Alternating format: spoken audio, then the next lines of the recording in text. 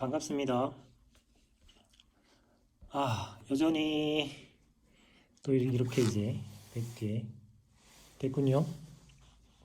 자, 오늘은 9장 남성 생식계통에 대해서 하겠습니다. 그 교재가 여러분 강의실에 있는 것들을 확인을 해서 혹시 책이 어떻게 생겼는지 모를까봐 한번 보여드립니다. 오늘은 선거날입니다. 여러분들 처음 아마 선거하는 친구들이 많을 텐데 투표 꼭 참가를 하시고 오늘 수업도 열심히 들어주셨으면 좋겠습니다. 자, 그러면 처음부터 시작을 하도록 하겠습니다.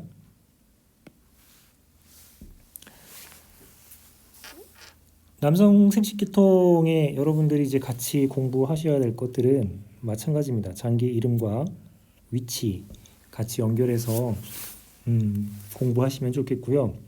그리고 이러한 생식계통에 영향을 미치는 질환에 대한 설명들을 환자나 보호자한테 설명한다는 생각으로 정확한 맥락을 이해하셨으면 좋겠습니다. 성매개 질환에 대한 유형들 좀 구분했으면 좋겠고, 그리고 다양한 검사들이 어떻게 이루어지는지 살필 수 있었으면 좋겠습니다. 처음 보시는 화면은 스펌입니다. 스펌. 이렇게 생겼죠. 머리 헤드가 있고요. 여기 이제 핵 있고 나머지는 플래듐럼으로 되어 있습니다. 실제로 현미경을 스퍼마토조아를 찍게 되면 마치 손바닥 모양처럼 생겼다고 보시면 됩니다. 앞면에 볼 때는 이렇게 넓적한 손바닥 모양이고 옆면을 보게 되면 이렇게 얇게 되어 있는 모습을 볼 수 있습니다. 옛날에 정액에서 남성의 이런 나온 물질들을 살펴봐서 이것들을 처음 만났을 때 사람들이 뭐라고 생각했을까요? 예전에는 기생충이라고 생각을 했었답니다. 근데 이것이 난자와 정자가 만나서 아이가 생기는데 굉장히 중요하게 작용하는 스펌이다 라는 것을 알게 된 거죠. 자, 다음은 메일 리프로덕티브 시스템의 옆에서 본 모습들의 용어들을 조금 이해할 수 있으면 좋을 것 같습니다. 첫 번째로 고환이 보이죠. 고환이 보입니다.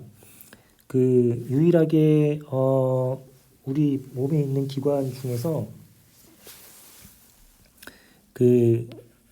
복강 바깥에 위치한 기관입니다. 나중에 알겠지만 체온보다 조금 낮은 농도로 유지를 시켰을 때 정자의 활력이나 성숙에 도움이 되기 때문에 이런 모양새를 가지고 있다고 보시면 됩니다. 고환을 보호하는 세크로텀이 있죠. 이걸 음낭이라고 그럽니다. 음낭은 이렇게 되어 있습니다. 음낭 안쪽으로 들여다 보면 안쪽에 테스트 안쪽에 세미네프러스 튜블이 있고요. 정세관이라고 그러고 있죠. 그리고 정세관 위쪽으로 하게 되면 에피디다이미스라고 하는 것이 이렇게 있습니다. 이 녀석은 부고환이라고 부릅니다. 부고환. 그리고 부고환을 따라서 정자가 이제 충분히 성숙이 되면 부고환에서 이제 정자들이 성숙 과정을 거치고요. 되면 요 길을 따라서 쭉 넘어서 요쪽으로 이제 합류가 됩니다. 요관 쪽하고 이제 합류가 되는 요 부위까지 오게 됩니다. 그렇게 이제 가는 길을 우리는 바스 데퍼런스라고 부르죠. 한국말로 하면 쉽게 이해할 수 있을 텐데 정관입니다. 정관. 정관이 그 길을 따라 쭉 가서 합류된 그 요기 지점에 대한 관들을 우리는 이제큐레이터리 덕트라고 부릅니다. 사정관이죠. 그리고 그 이제큐레이터 덕트를 통해서 정자가 나오면서 그 어떤 물질하고 합쳐지는데 여기서 나오는 물질하고 합쳐집니다. 그게 세미널 베지클이라고 하는 겁니다. 정락이라고 해서 그 정자의 여러 가지 영양 성분 같은 것들을 전해주는 역할을 하게 되죠. 그리고 이제큐레이트 덕트가 반응을 해서 이렇게 이제 요 관하고 합쳐져서 요 도 쪽으로 이렇게 쭉 내려오게 됩니다. 그래서 이거를 지난번에 한번 비뇨계 통해서 했었죠. 요리스라라고 요도입니다. 요도. 그리고 요도로 이렇게 내려오는 길 중간에 어떤 것하고 그 액들이 합쳐지냐면 여기 있는 액하고 합쳐집니다. 그 벌버 요세리알 글랜드라고 해서 요도 구선이라고 하죠. 요도 구선의 역할은 요도를 좀 깨끗하게 세척을 미리 해주는 역할을 한다고 보면 됩니다. 그 다음에 그 정자와 정낭선의 액들과 합쳐져서 내려오게 되죠. 그리고 그 여기 요 관과 정관이 합쳐져서 있는 요 부위를 싸고 있는 밤톨처럼 생긴 이 녀석을 우리는 프로스테이트 글랜드라고 부릅니다. 전립샘이라고 하죠. 전립샘 비대증이라고 많이 들어보셨죠? 남자들이 40세가 넘어서면서 이제 많이 생기는 건데 얘가 이제 비대해지면 생기는 문제가 이 안쪽에 있는 그 요 관들을 압박을 하게 됩니다. 따라서 오줌 누는데 여러 가지 불편함과 좀 심해지면 고통까지도 느낄 수 있게 되게 되죠. 그리고 뭐 여성이든 남성이든 요도구하고 그 항문 그 가운데를 차지하고 있는 부위를 페리니움이라고 회음이라고 하는 것은 지난번에 한번 말씀을 드렸습니다. 정확하게 그 해부학적 그 위치하고 용어들을 이해하시면 될 것 같고요. 그리고 외부 생식기에 해당하는 친구가 여기 있죠. 페니스입니다. 페니스를 음경이라고 부르죠. 음경. 그리고 그 페니스 앞쪽에 싸고 있는 요 부위를 그랜즈 페니스라고 부릅니다. 여기를 귀두라고 합니다. 귀두. 그리고 그 겉에를 싸고 있는 이 표피를 우리는 프리퓨스라는 용어로 사용을 하고 있다는 걸 기억해 두시면 되겠습니다.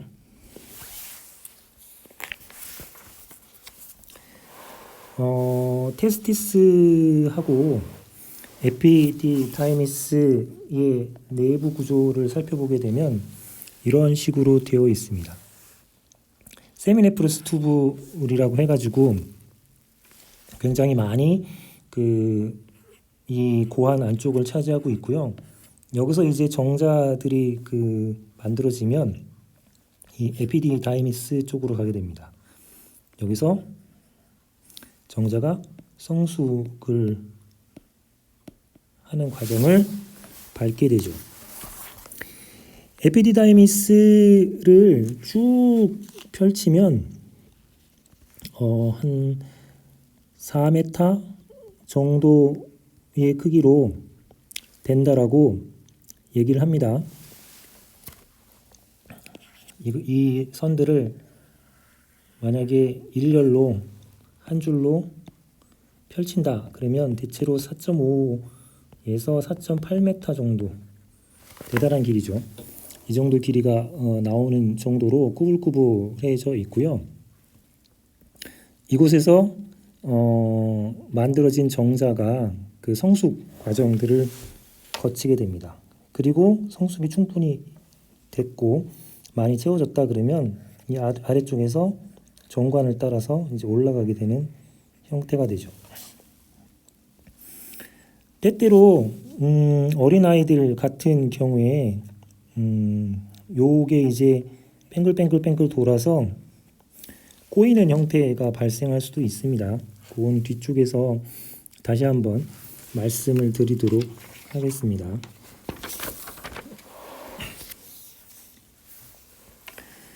그 다음에 이 스펌이 몸 밖으로 나오는 경로를 좀 다시 한번 머릿속에 생각한다라고 생각하고 요약을 드리면, 자, 고안 안쪽에는 세미니프러스 튜브들이 아까 꼬여져 있다라고 말씀드렸죠. 여기서 만들어진 게 에피디다이미스 쪽으로 오게 됩니다. 4.5에서 4.8m 펼치면 된다고 말씀드렸고, 여기 정자 성숙 과정들을 밟죠. 그렇게 밟은 것이 바스 세프런스라고 해서 정관 쪽으로 넘어오면서 그 중간에 정낭이라고 하는 세미널 베지클을 만나게 됩니다.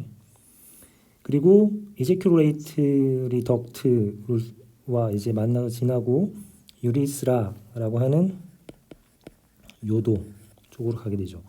그 앞뒤로 프로스테이트 글랜드가 있죠.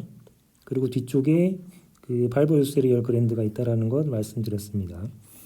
그리고 페니스를 통해서 스펌이 이제 몸 밖으로 나오는 그 일련의 과정들을 밟는다는 거 꼭 기억을 해 두시기 바랍니다. 그 다음에 교재 231쪽에 나오는 그림인데요. 투인에 대한 겁니다. 투인. 지금 여기 있는 투인 이 두 친구는 쌍둥이인데 마커스하고 마티우스 10살 쌍둥이입니다. 이란성이죠. 이란성 보시는 것과 같이. 이란성을 우리는 프레터널 트윈이라고 부릅니다. 프레터널 트윈. 그러면 일란성하고 이란성은 어떤 차이가 있나? 간단하게 설명하면 그 난자 하나하고 정자 하나가 수정을 해서 난할 과정이라고 하죠. 이 수정란이 이제 분할하면서 태아로 성장하는데, 여기서 어떤 일 때문인지 독립적으로 할구가 분할을 하고 그 결과 각각의 태아를 형성하는, 즉 수정란이 나중에 둘로 갈라 태아가 태어나는 것을 일란성이라고 합니다. 왜냐하면 난자가 하나다 라고 하는 거죠. 이런 경우는 거의 99.99% 유전자가 일치를 해서 구별이 어려울 정도로 쌍둥이가 태어나죠. 이란성은 말 그대로 난자가 두 개다 라고 하는 소리입니다.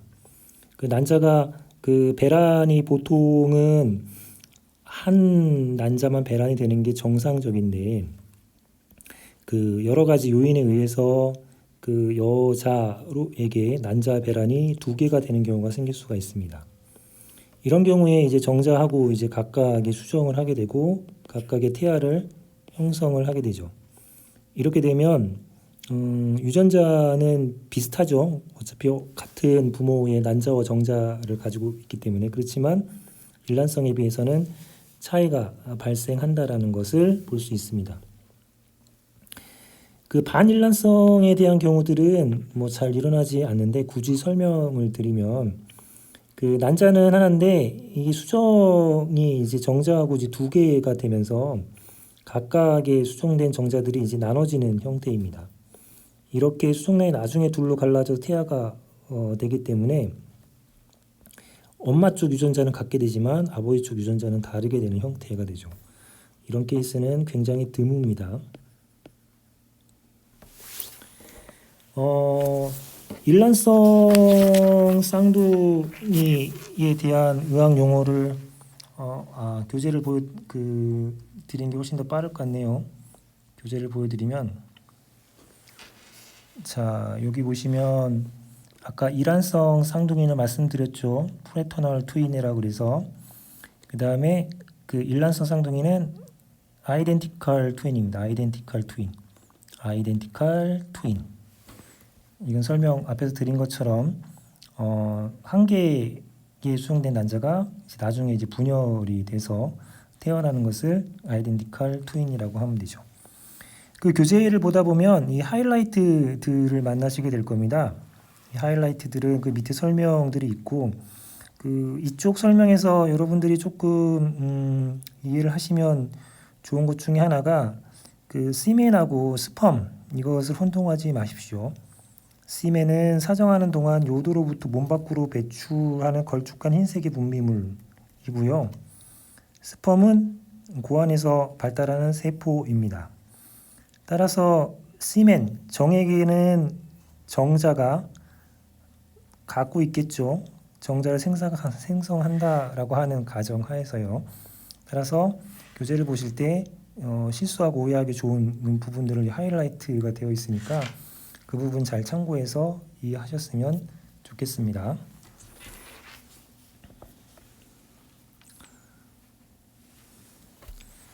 자, 다음으로 넘어가면, 자, 이제부터는 그 여러 병변들에 대한 용어들에 대한 상황들이 어떻게 나타나는지 간단하게 설명 드리고 지나가도록 하겠습니다. 지금 대표적으로 남성 생식구 때 생기는 질환 중에 하나가 발란타이티스입니다. 발란타이티스, 귀두염, 귀두 부위에 이렇게 염증이 생기는 경우죠. 이거 보시면 다 알 수 있을 거고요. 이것은 아까 얘기했던 그랜즈 페니스 음경 귀두 부분 말단에 여러 가지 이제 팽대를 하거나 이런 식으로 됩니다. 아까 그 고환이 설명을 드릴 때 복강 바깥으로 온도를 좀 낮춰주기 위해서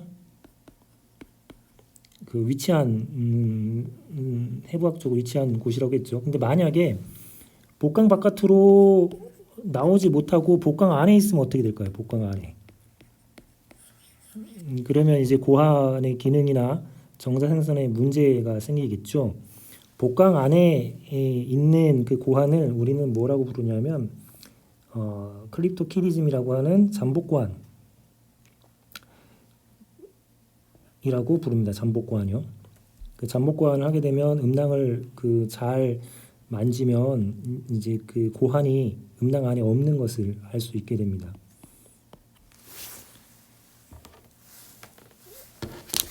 어릴 때 잘 발견을 하면 복강 안에 이제 고환이 있는 것들을 끄집어내서 수술적으로 치료가 가능하게 되기 때문에 미리 조기에 진단하는 게 중요하고, 이런 경우들은 엄마보다는 아빠가 좀 관심 가지면 쉽게 발견할 수 있습니다. 그 다음에는 부고환염이라고 있죠. 부고환염은 지금 나와 있는 대로 이런 모습으로 보입니다. 이 부고환 쪽에 이제 염증이 생겨서 이제 부풀어 오른 모습으로 보이게 되고요. 이 부고환염이죠. 영어로 쓰게 되면 에피디다이미티스입니다. 그렇게 된 게 부고환염입니다. 그 다음에 성 관련 질환들하고 여러 가지 이제 염증 관련해 가지고 여러분들이 같이 다 이해하면 좋을 것 같아서 아까 이제 부고환염에 대한 설명이 여기 다시 한번 있네요. 에피디다이미티스라고 주로 이제 클라미디아 같은 세균에 의해서 감염이 되면 일어나는 겁니다. 어케티스라고 하는 고환염이 있죠. 고환 염증이 생기는. 그 다음에 시스타이티스라고 하는 방광염이 있고요. 그리고 프로스타타이티스라고 하는 전립선염, 그리고 이오리스라이티스라고 하는 그 요도염, 그 발란타이티스라고 하는 그 귀두염 이렇게 있습니다. 뒤쪽에 염증에 대한 용어들은 잘 지켜보시면 일정한 패턴이 있는 것들을 아실 수 있을 거고요. 그 앞쪽에 있는 그 용어들은 그 해부학적으로 그 기관의 이름들이라는 것들을 알 수 있을 겁니다. 그래서 그런 상황들을 같이 보시면 될 것 같습니다. 그 요 밑에 있는 그림들은 매독이 나타났을 때 생기는 그림입니다. 시필러스죠. 매독이 생겼을 때 이러한 얼서 같은 것들이 보여지면 매독을 의심할 수 있게 되고요.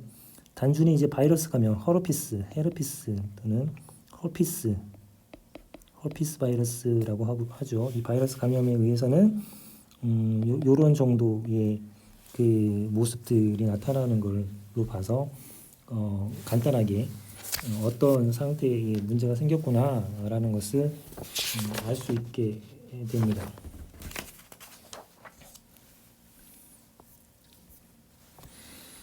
그 다음에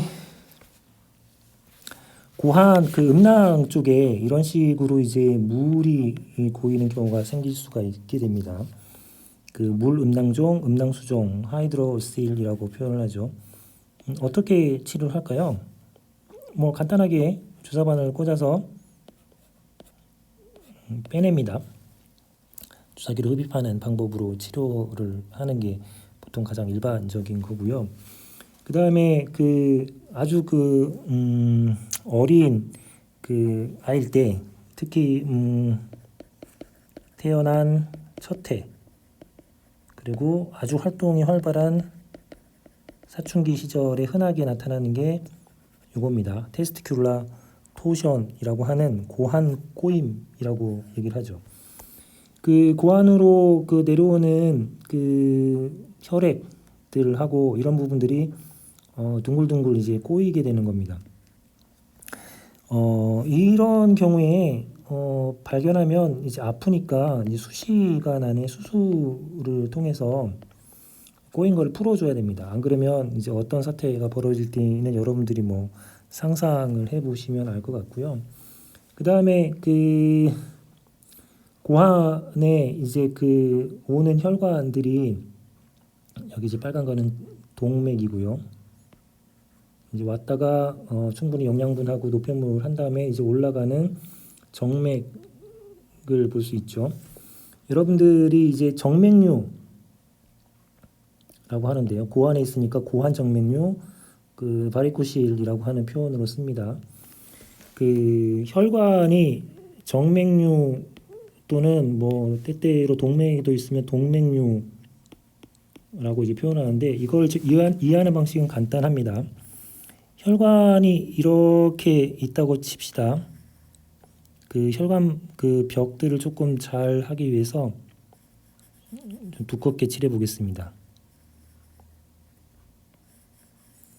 자, 이 공간을 혈액이 일정한 압력으로 통과를 하겠죠. 근데 혈관벽의 두께가 다 일정을 하게 되면 뭐 특별하게 혈관이 변화 없이 혈액은 통과를 해서 나갑니다. 근데 만약의 경우에 혈관벽이 이렇게 생겼다고 봅시다. 그 어떤 이유에서든지 한쪽이 일부가 여기 지금 일부로 표현했는데 요 벽이 혈관벽 일부가 약해져서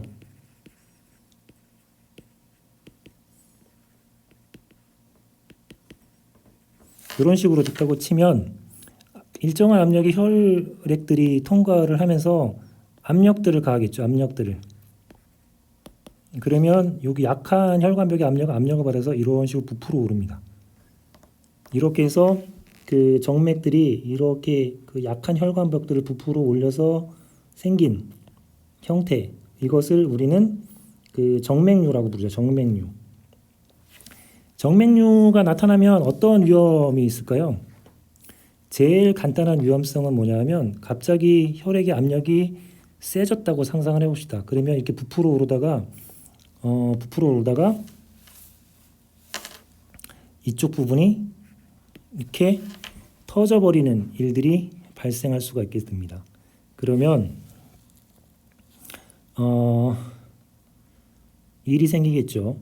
그 굉장히 위험해지기 때문에 정맥류 같은 것들이 중요한 기관들에서 발생했을 때는 충분한 케어를 해야 될 필요성들이 생기게 됩니다.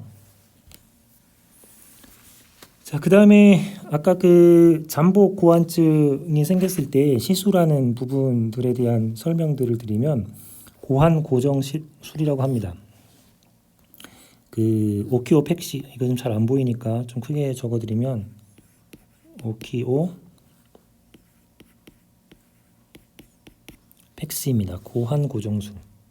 고환 고정술이고요. 잠복 고환증을 치료하는 수술 그 처치에 대한 부분으로 생각을 하시면 될 것 같습니다.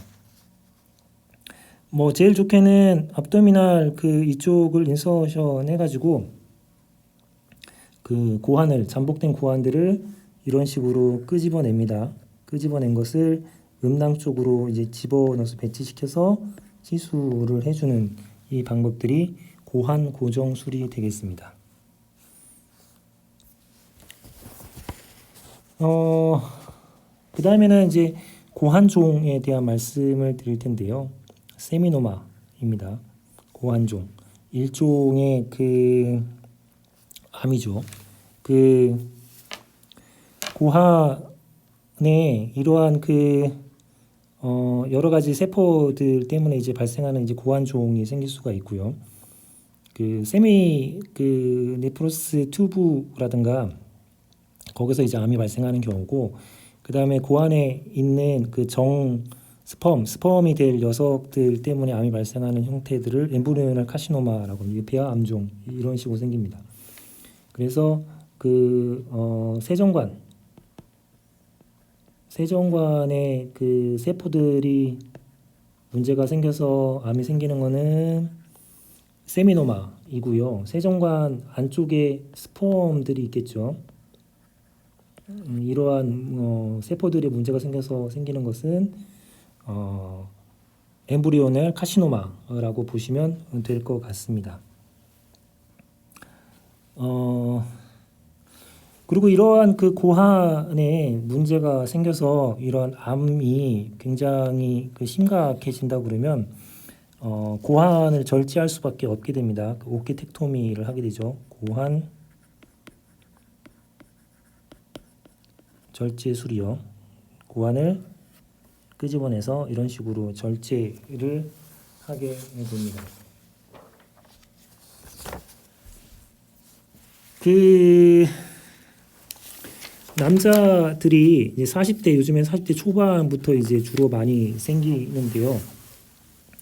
프로스테이틱 카시노마가 이제 많이 생기고, 요 그 전립腺 암까지 가기 전에 사전에 생기는 게 비나인 프로스테이틱 하이퍼플라시아라고 하는 양성 전립선 비대증이 많이 생깁니다. BPH라고 하게 되죠. 양성 전립선 비대는 보통 그 중간쯤에 이제 많이 그 자리를 하게 되고요. 그리고 전립腺 암 같은 경우는 셈의 가장자리에 이제 자리를 하기 때문에 그 초음파 사진으로 그 전립腺 비대가 관찰이 되면 그 간단하게 그 촉진 검사를 통해서 어떤 상태인지를 살펴보는 검사를 하게 됩니다. 처음 할 때는 보통 이제 의사가 DRE 검사를 하겠다고 얘기를 하겠죠. 뭐 이렇게 설명을 하면서 그 전립선 비대가 어떤 식으로 되어 있는지를 뭐 촉진을 해보겠습니다 정도로 설명할 겁니다. 근데 알게 되면 하는 걸 좀 이제 거북해지겠죠. 왜냐하면 직장에 손가락을 넣어서 검사하는 것을 DRE라고 부릅니다. 디지털 렉탈 이그자미네이션, 이런 모습이 되죠. 이렇게 직장에 손가락을 넣으면 전립선을 이렇게 만질 수가 있게 됩니다. 따라서 이렇게 만지면 만져진다면, 비대한 것들이 만져진다면 좀 위험한 상태가 되겠죠. 왜냐하면 카시노마는 전립선 가장자리에 가장자리에 이제 많이 일어나는 형태가 되고요. 그 양성 전립선 그 비대는 전립선 안쪽에 이제 주로 많이 그 생기는 형태가 됩니다. 이렇게 양성 전립선 비대가 생기면 여기 보시다시피 블레더에서 내려오는 여기 그 유리스라라고 하는 것을 이렇게 압력을 줘서 막게 되는 형태가 됩니다. 그러면 그 오줌을 누를 때 불편감과 그리고 통증 같은 것들을 느끼는 상태로 증상들을 느끼게 되겠죠. 자, 이런 상태가 되면 이런 시술들을 통해서 여러 가지 이제 그 시술들을 하게 됩니다. 뭐 여기서 보시다시피 트랜스유스레리얼 리섹션 오브 더 프로스테이트라고 하는 것처럼 전립선경 요도 절제라고 하는 방법들을 쓰게 되겠죠. 이런 식으로 그 요도로 들어가서 프로스테이트 그랜드 쪽으로까지 가가지고 이렇게 비나인 프로스테이트 하이퍼플라시아가 생기면 이제 긁어내는 작업들을 하게 되죠.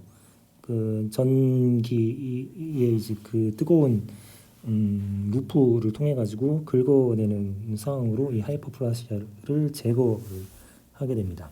이런 절제경들을 이용해서 그 제거하는 방법들을 통해서 심각한 전립선 비대 같은 것들에 대한 치료 방법들을 사용한다라는 것들을 보시면 될 것 같습니다.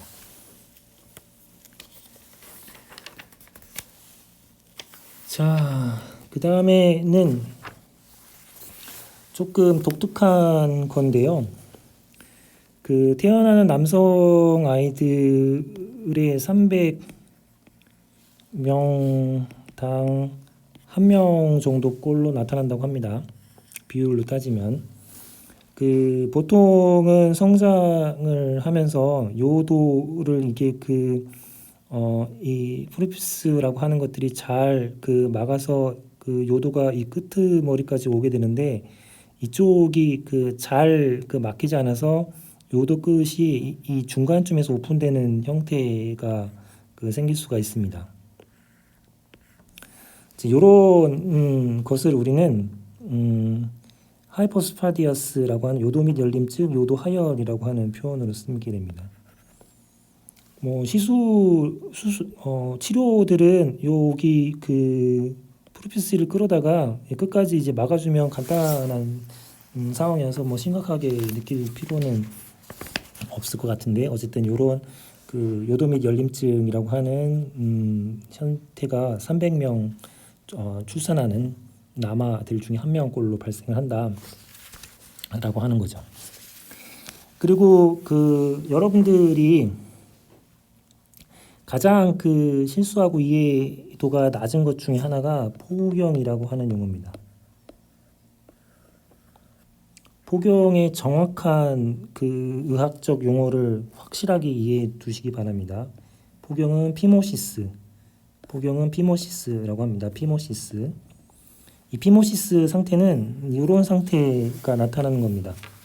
정확하게 이제 뜻을 여기 형태를 이제 정리해서 말씀드리면 음경 커플이라고 하죠. 그 프리퓨스 커플. 얘들 때문에 커플 때문에 구멍이 좁아진 상태, 좁아진 증상, 이것을 우리는 포경이라고 합니다.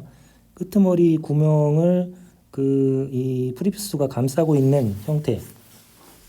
자, 이러한 증상이 일어나면 어떤 일이 벌어질까요? 우선 배뇨 장애가 있겠죠. 구멍이 너무 좁아져서. 그 다음에 그 분비물들이 그 쌓이겠죠. 그 음경 커플 안쪽으로 그 분비물들이 이제 축적이 돼서 감염의 위험성들이 굉장히 높아지게 됩니다. 그래서 포경 수술이라고 하는 거는 이 포경이라고 하는 증상을 치료하는 방법입니다. 치료법. 그래서 포경과 포경 수술이 어떤 관계가 있는지 정확하게 이해할 필요가 있겠죠. 그리고 포경 수술에 대한 의학 용어는 서컴지션이라고 표현합니다. 서컴지션. 그 뭐 간단하게 보시면 알겠지만 프리피스를 갈라서 이런 식으로 이제 그 배뇨 장애가 없게 분비물 축적되지 않도록 치료하는 방법이죠. 이 얘기를 왜 드리냐면 포경 수술은 그 피모시스라고 하는 포경의 증상들이 있을 때 치료의 방법으로 선택하는 거지, 이러한 문제가 없는데도 무조건 반드시 해야 되는 것은 아니라는 얘기를 드리고 싶어서 하는 겁니다. 우리나라 그 사람들이 가장 포경 수술의 빈도가 높은 건 잘못 오해로부터 출발하는 것들이 많기 때문에 다시 한번 말씀을 드리겠습니다.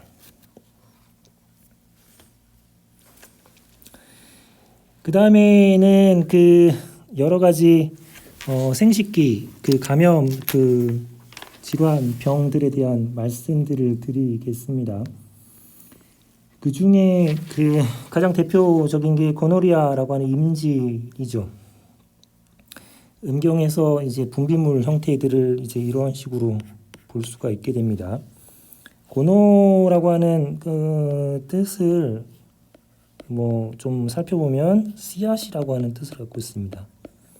그래서 그 여기에서 이제 고름인데 나오는 게 분비물이 고름인데 이것을 그 예전 사람들은 정액으로 착각을 해서 이 정액은 그 아이를 태어나는 씨앗이기 때문에 이렇게 고노리아라고 하는 명칭으로 불렀다라고 합니다. 그 다음에는 그 헐피스 제니탈리스라고 하는 음부에 이렇게 포진 그 형태들이 나타날 수가 있게 됩니다. 그 전형적으로 이제 물집이 관찰되면 그 헐피스 바이러스라고 하는 것들이 감염이 돼서 벌어진 녀석이다라고 하는 것들을 구분해서 그 알 수가 있게 되겠죠. 그 다음에 이제 그 나오는 것들 중에 하나가 제니탈 와트라고 하는 생식기 사마귀 같은 형태의 질환들이 있을 수가 있겠고요. 그 다음에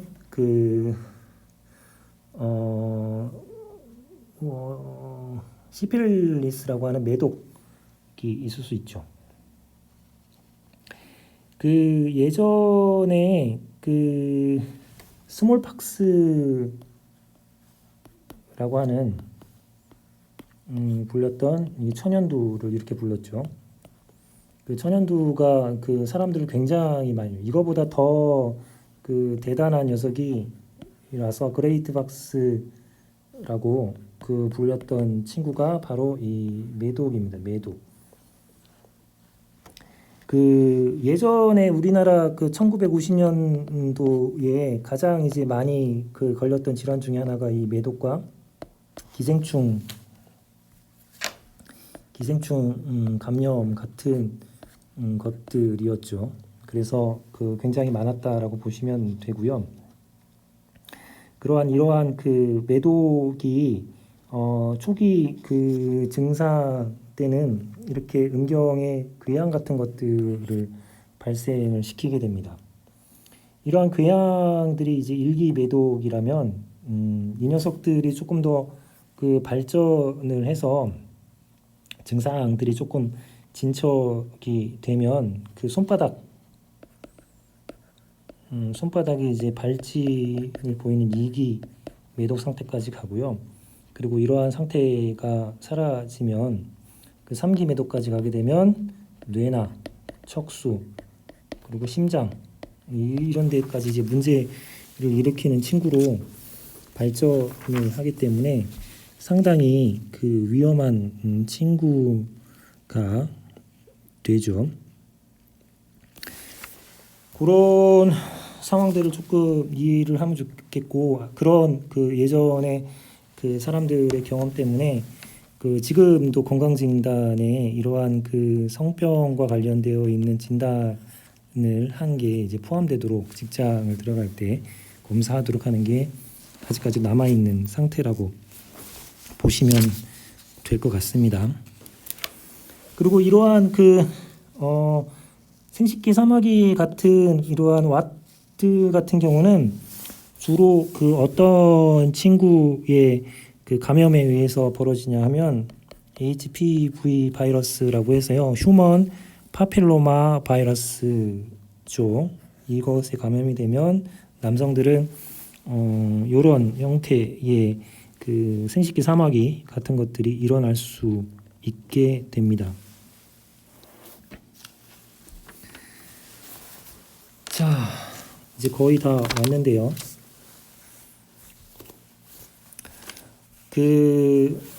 이쪽 남성 생식계통에서 또 이해하셔야 될 부분들은 바섹토미라고 하는 정관절제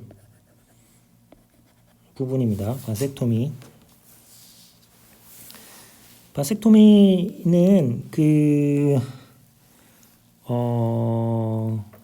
영구불임을 목적으로 실시를 보통 하게 되죠. 고환하고 정관이 다 복강 바깥으로 나와 있기 때문에 굉장히 간단하게 끝납니다. 1시간 안에 국소 마취 정도로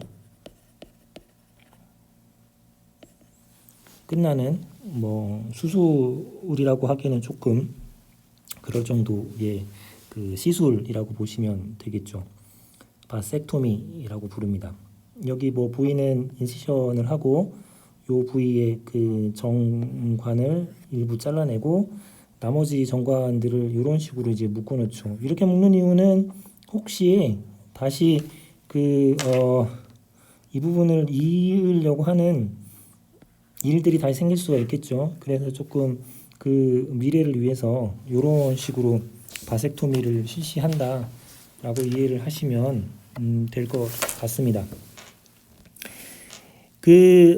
한번 상상을 해보게 되면 부부가 이제 아이를 갖고 싶지 않다라고 결정을 하게 되면 이러한 이제 영구 불임 수술 같은 것들을 하게 되겠죠. 남성 같은 경우는 지금처럼 정관절제를 할 거고요. 여성이 난관절제를 선택할 수도 있게 됩니다. 남성의 정관절제는 지금 이 화면에서 보는 것처럼 1시간 안에 끝납니다. 그런데 여성의 난관절제는 상상을 해보면 전신 마취를 해야 되고 복강 안에 있는 난관을 절제를 해야 되는 상황이 되죠. 그래서 의료적으로 따지더라도 남성의 정관절제를 선택하는 게 더 부작용도 덜하고 상당히 안전합니다. 근데 현실은 부부간의 이 비율로 따지면 남성의 정관절제를 선택하는 게 1이라면 여성의 난관절제를 선택해 5 정도가 됩니다. 의료적 상황하고는 완전히 다른 상황들이 벌어지게 되죠. 이런 일들에 대해서 한 번쯤 의료인이 될 사람 입장에서 생각을 해 주셨으면 좋겠습니다. 자, 이상으로 요약을 하기 전에 늘상 여러분들한테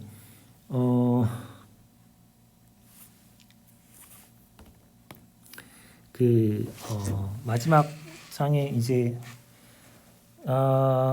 오늘은 톡이 조금 많이 화면에 보이네요. 죄송합니다. 내일까지 학교의 중요한 혁신 사업 보고서 작성 때문에 오늘 모이기로 해서 그거 관련된 톡들이 조금 많이 오게 됐습니다. 자, 여기 242쪽을 보시면 약어가 늘 나오고요. 이 챕터에 여러분들이 조금 익혔으면 좋겠는 약어 3가지만 소개해 드리겠습니다. 하나는 디지털 렉탈 이그제미네이션 직장 손가락 검사라고 그래서 DRE 이해하시면 좋겠고, 그다음에 이제 그 남성들이 가장 이제 많이 만나게 되는 비나인 프로스테이틱 하이퍼플라시아라고 하는 양성전립선 비대증 BPH. 그다음에 양성전립선 비대증이라든가 또는 전립선 암들을 검사하는 그 지표로서 혈액에서 검사하는 지표로서 프로스테이트 스페시픽 안티젠 검사를 많이 하게 됩니다. 전립선 특이 항원 PSA 검사를 많이 하니까 PSA 그리고 BPH, DRE 이런 것들에 대한 이해를 하셨으면 좋겠습니다. 자, 그러면 오늘 장에 대한 요약을 해 볼까요? 그 남성 생식계통 장기의 이름 그리고 위치 함께 이제 이해해 주셨으면 좋겠고요.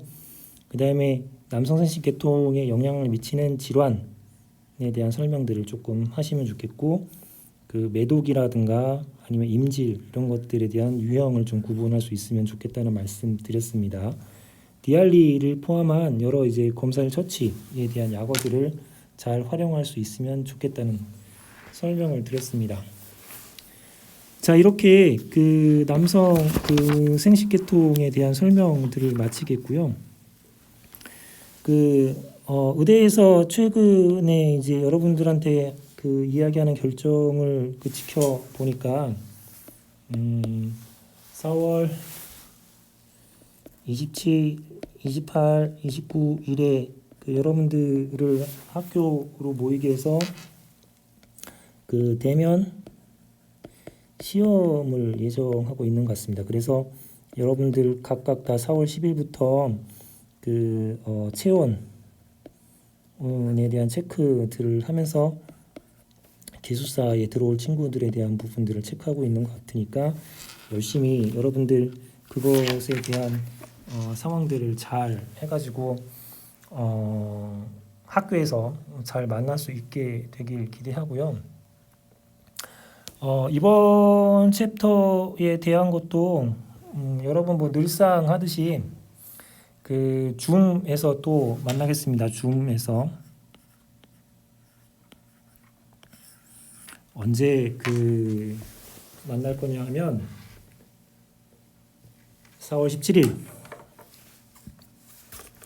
금요일이네요. 4월 17일 금요일 4월 17일 금요일 10시부터 또 10시 30분까지 하겠습니다.